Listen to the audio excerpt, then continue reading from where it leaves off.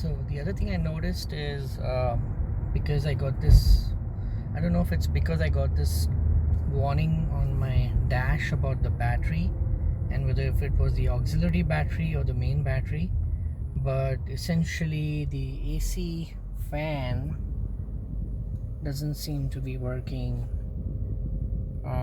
It's on almost on full blast, but there's no AC fan working. So I wonder if it's related to the battery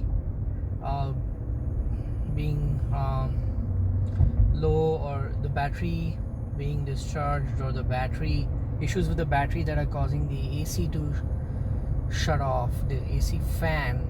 I can feel some of the cool air, but there's no fan. And also my cigarette lighter, there's no power coming out from the cigarette lighter because my phone is not charging, and there's no, my Bluetooth is also connected to this Bluetooth power is also connected to this cigarette lighter 12 volt output, and I'm not getting any output, I'm pretty sure. So I'm wondering if it's related to this battery.